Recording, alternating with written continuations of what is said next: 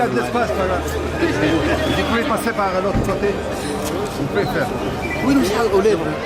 خليه رئيس المهرجان في الوسط. فوالا. هاي سي نجيب.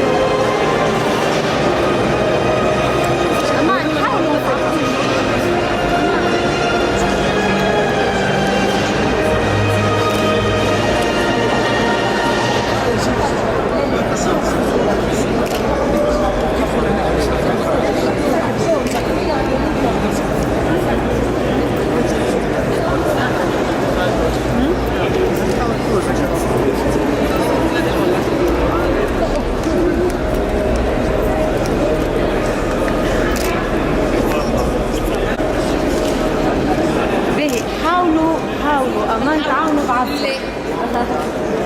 هذه راهي تنجم تقعد ديزانفيتي تصور.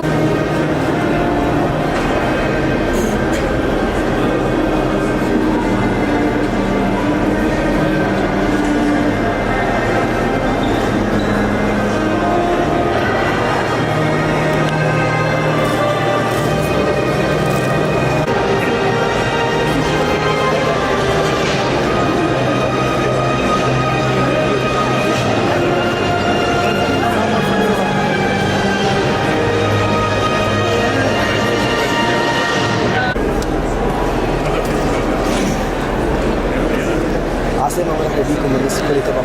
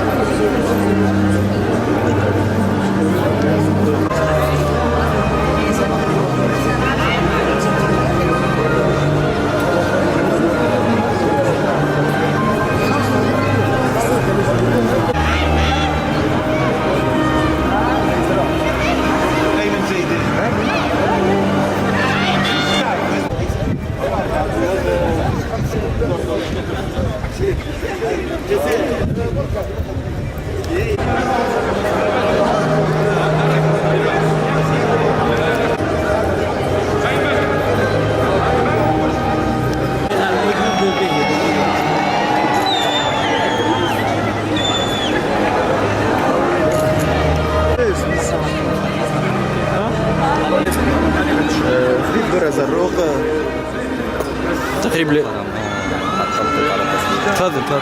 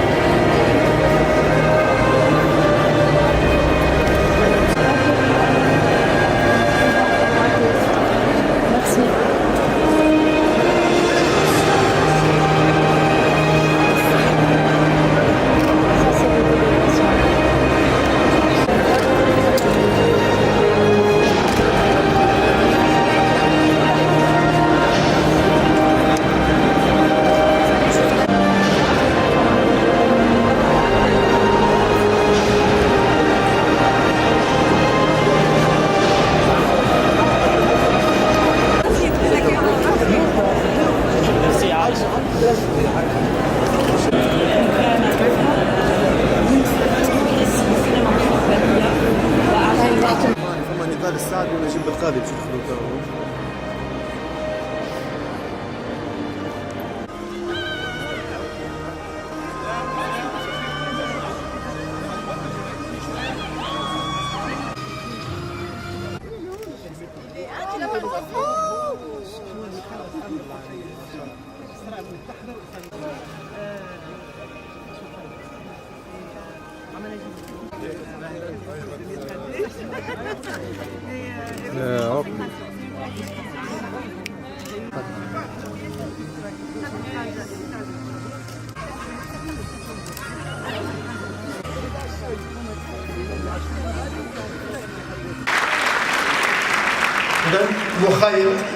مخيم اللاجئين في لبنان للاجئين السوريين،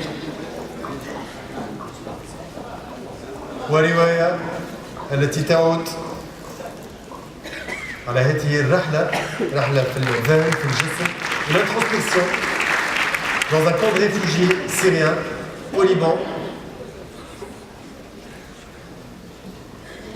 بالتوفيق لنيكولا خوري التاليت الذهبي لهذه السنة، لهذه النسخة 2018 بالنسبة للأفلام الوثائقية القصيرة. Bien sûr, allez-y. Bonsoir, merci مسيو جوري. أنا كثير سعيد إني تعرفت على تونس من خلال المهرجان، ميرسي جي. أنا بس بحب أهدي هذه الجائزة للاجئين اللي ساعدوني أعمل الفيلم واللي فتحوا قلبهم وحكيوا معي وكانوا سمحوا لي أنا أكتشف إنه بداخل مخيم واحد في ناس عم بتعيش أو عم بتشوف نفس الكابوس، ومن هذا الشيء انا قررت اعمل الفيلم. ثاني شيء بحب اتشكر الاكيب اللي اشتغلت على الفيلم. هذا الفيلم انعمل من دون اي فانز، بدون اي شيء، كمبادره مني ومن الاكيب اشتغلت عليه، فكل يعني بحب اهدي هذا البري لهم كمان. ميرسي بوكو. شكرا لك. نذكر انه تاريخيا هذه النسخه الثانيه من هذه المسابقه، وهذا ثاني تاليف ذهبي بامضاء وتوقيع لينا ليلى دياتا جو مارك بوتو. وسنا نلقاو كما شوف الثالث درجه. لحسه العالي ولقدرته على تجسيد مشاعر صادقة لملحمة عائلية حدثت خلال أزمنة تاريخية متقلبة، منحا إيانا منظور جديد عن حاضرنا وبعض الأمل لمستقبل جنسنا البشري. Pour sa capacité à provoquer une véritable émotion, plongeant le spectateur au cœur d'une saga familiale qui traverse de nombreuses époques tumultueuses, créant une perspective unique sur le présent. التانيت الفضي لسابقة الفيلم الوثائقي الطويل تمنح لفيلم تأتون من بعيد للمخرجة أمل رمسيس من مصر. Dans la catégorie long métrage documentaire au film We Come From Far Away de la réalisatrice égyptienne Amal Ramsis.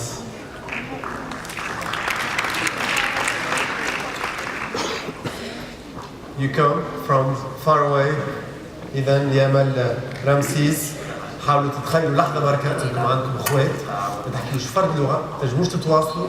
حاولوا تتخيلوا لحظة بركة أنكم ما تعرفوش الأب والأم. هذه العلاقات المتشعبة والصعيبة هي هذه القصة.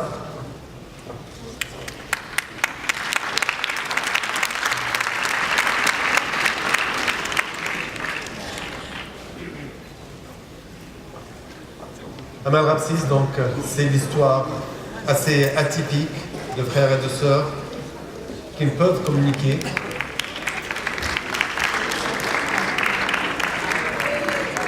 Écoutez, de Dora Bouchoucha.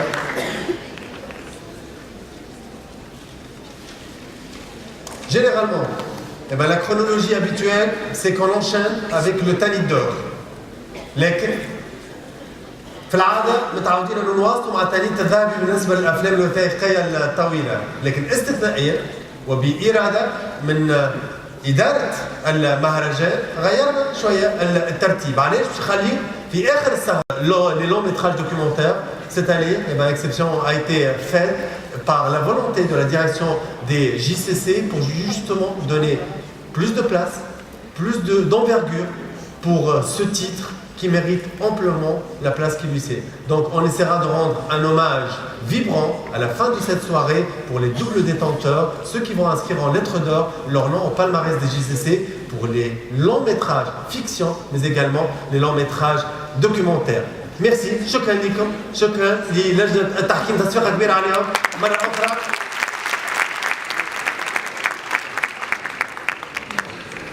حريتي الوحيدة أني نحن.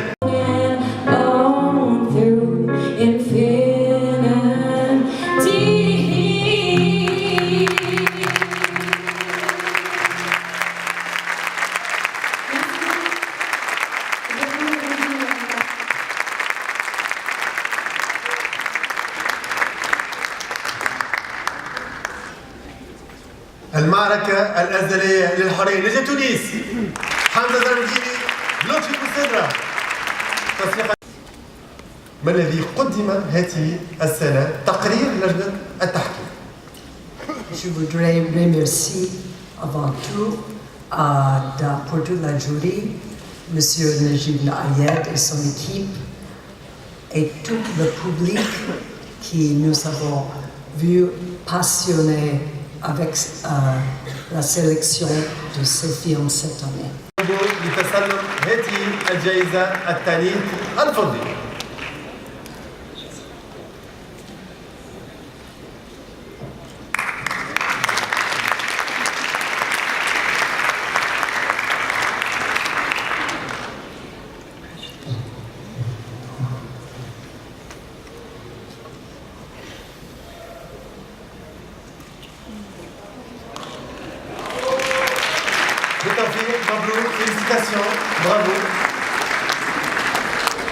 تاني تفوت يستحق اكثر هكا تصفيق للجميع. وحقيقة خاصة انه اليوم في القاعة اللي موجودين ناس عندها علاقة خاصة، علاقة عضوية بالسينما، تعرفوا انه وراء كل خدمة، وراء كل منتوج شنو صاير en amont. Donc aujourd'hui vous avez une relation assez particulière, assez spéciale avec le cinéma, donc vous savez très bien le travail accompli pour parvenir justement à avoir une œuvre qui aujourd'hui peut se... Kelly Kadi, Lolo's House, from Benin. Eh ben, ce titre qui va à Cotonou, qui va au Bénin. Félicitations encore une fois. Et là, on passe au Tanit d'Or. Et j'aimerais appeler un ancien directeur des journées cinématographiques de Carthage, justement, monsieur Brahim Taïf.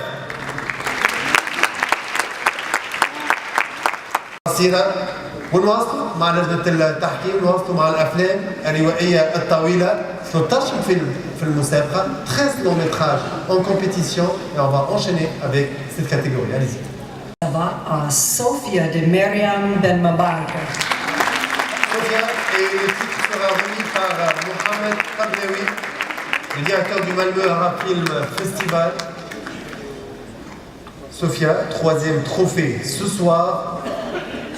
Et Meher Ali qui nous rejoint pour se voir remettre ce prix.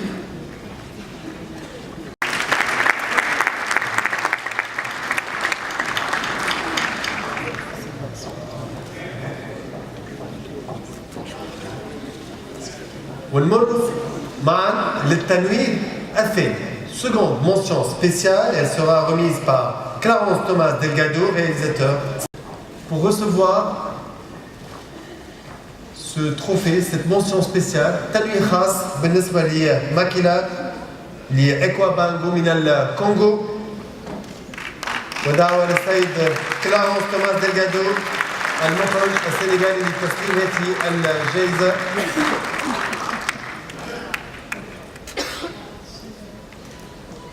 وسيتم تسليم الجائزة أظن من لجنة التحكيم. Félicitations, le cher photographe, si vous permettez, pour justement immortaliser ce moment. للإبقاء على صورة تذكارية لهذه اللحظة. Ma chérie Ekwa Bango, merci encore et félicitations. Drogue, prostitution, viol, c'est ce récit, la vie rude dans la vie et dans la rue. مادام نعملوا هكا سحمد بعد باش نعملوا لعبه صغيره كان تسمح باش نقيموا تو ما نصوروا هم باش نقيموا الضوء نتاعهم ونقيموا التصوير نتاعهم. اش قولك؟ متفق ولا؟ دو ليفالواسيون. شكرا بالتوفيق، شكرا لك سحمد وشرف كبير انك تكون موجود معنا اليوم. شكرا لك مره اخرى جود. إذن La meilleure actrice, c'est pour nous Samantha Mugazia de Rafiki. ولتسليم الجائزة عبد المنعم عميري الممثل السوري من أصول فلسطينية لو يلتحق بنا. عبد المنعم موجود معنا. سامانتا موغاتسيا من كينيا لفيلم رافيكي. ولتسلم الجائزة ماريان نونغو موجودة معنا. Marianne, merci de nous rejoindre pour recevoir ce titre que vous transmettrez à Samantha Mugatia. S'il vous plaît, un tonnerre d'applaudissements. Merci.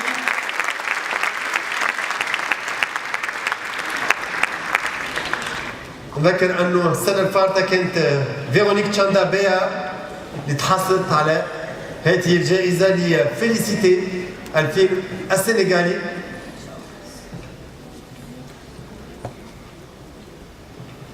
ولتسليم الجائزة كما قلنا سيد عبد المنعم عميري الممثل السوري من أصول فلسطينية. شكرا على الحضور، شكرا على الوفاء لهذا المهرجان.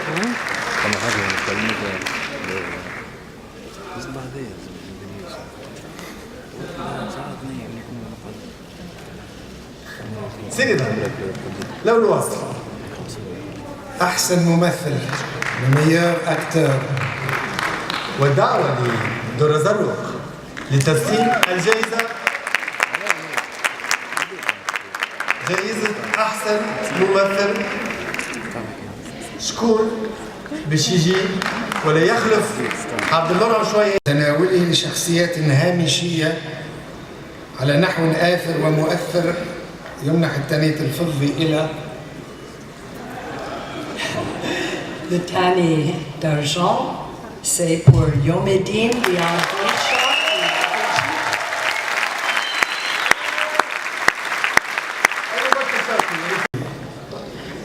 اللي تفاعل معه الجمهور واليوم يتحصل على التانية الفضي.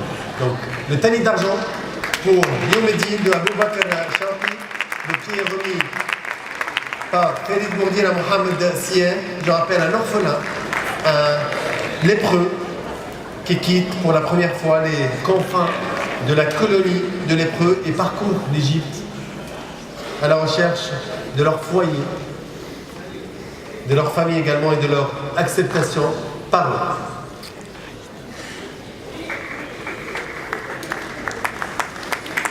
تفضل بالطبع بالعكس نكملوا هذا التدخل. Bonsoir. En fait, j'ai rien à voir avec ce film. C'est un honneur que je ne peux pas réclamer, mais vraiment, c'est ma seule contribution en fait à ce film que j'ai vu 3 fois parce que je l'aime beaucoup. Et Abou Bakr, le réalisateur, est mon ami, et Dina Imam. Mais je voulais dire que ce film vraiment a cassé plusieurs règles. C'est en tant qu'un film indépendant est devenu assez indépendant de la structure indépendante. Et je pense que ça donne l'espoir pour tout le monde qui pense qu'on ne peut pas faire un film fait maison artisanal, on peut faire, et le film a fini à être de la compétition officielle. بحب أقول على لسان أبو بكر شوقي المخرج إنه أنا مش المخرج، أنا بس صديقه، والحاجة الوحيدة اللي عندنا المشتركة إن أنا مصري وكنت حابب إن أنا أتسلم الجايزة عنه. إن الفيلم ده فعلا إدى أمل وإدى بشكل معين إن هو قال لكل الناس اللي بتفكر إن هو ما أقدرش أعمل فيلم بطريقة مستقلة. الفيلم ده مستقل عن المستقلين نفسه وعن البناء أو المنظومة المستقلة في السينما المصرية. والفيلم انتهى إنه يكون في المسابقة الرسمية الكامل، واللي هو أول مرة تحصل لمخرج عربي العمل الأول. مبروك لمصر ومبروك لأبو بكر شوقي ودينا إمام.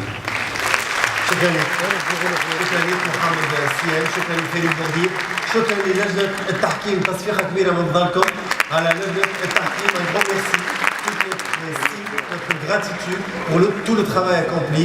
Ce n'était pas chose aisée. Dans une poignée de minutes, nous allons découvrir les Tanit d'or dans les deux catégories, dans les deux catégories long métrage, à savoir documentaire et fiction, mais ce sera juste après avoir regardé ensemble la deuxième partie du best-of de la semaine. Ce qu'on a vécu, qu'est-ce qui a ponctué cette semaine exceptionnelle, et ben on regarde ensemble. نشاهد معا أبرز الصور الجزء الثاني اللي باش تبقى راسخة في الأذهان من هذه النسخة، نسخة 2018 لأيام السنة الفارطة. كان كورو دو باكورو من بوركينا فاسو اللي تحصل على هذه الجائزة. تفضل.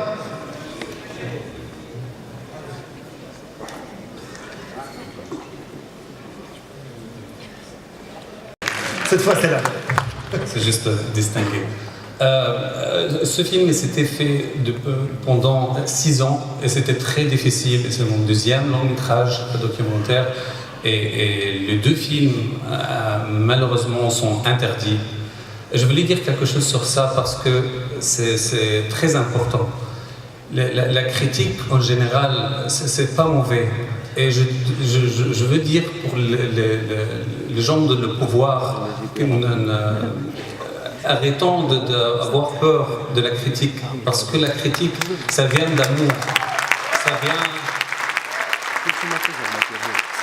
d'intérêt, ça vient d'être amoureux d'un pays, avoir tout le désir d'améliorer la situation.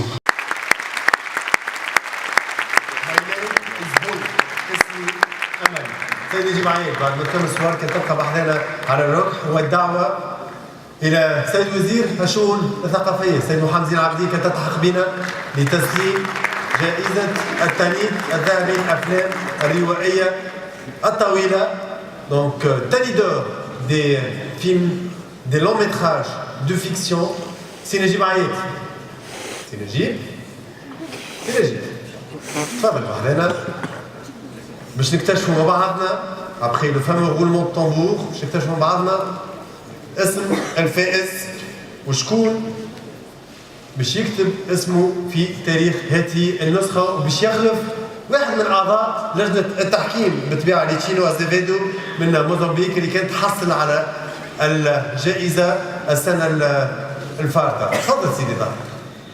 لقوة معالجته لموضوع هام وآني وهو الإرهاب، ولمقدرة المخرج الفذة في توفير عناصر عمل متكاملة بصورة فنية متميزة، يمنح التانيت الذهبي إلى Tani d'or, c'est pour Fatwa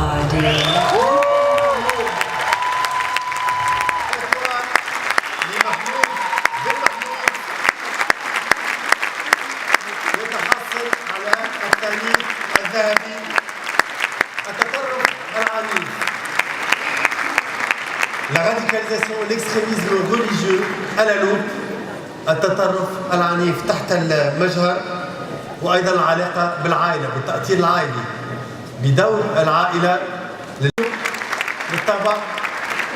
بعد ما عاد من فرنسا ويكتشف انتمائه لخلية متطرفة، إذا فتوى لمحمود بن محمود يتحصل على التانيت الذهبي للنسخة 2018 في أيام قطر السينما أيام فتوى بن محمود. بل سوار زاد الكلمة تحبوا لالوكسيون.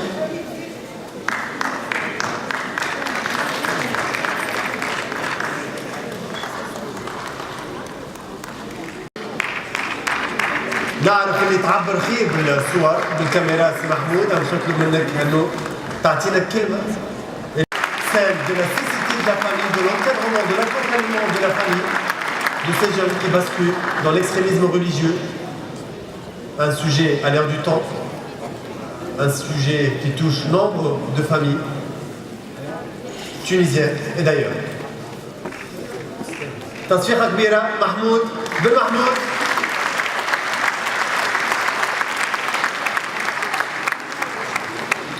الجائزة الثمينة، كما أشكر طبعا منتجي الفيلم حبيب بالهادي،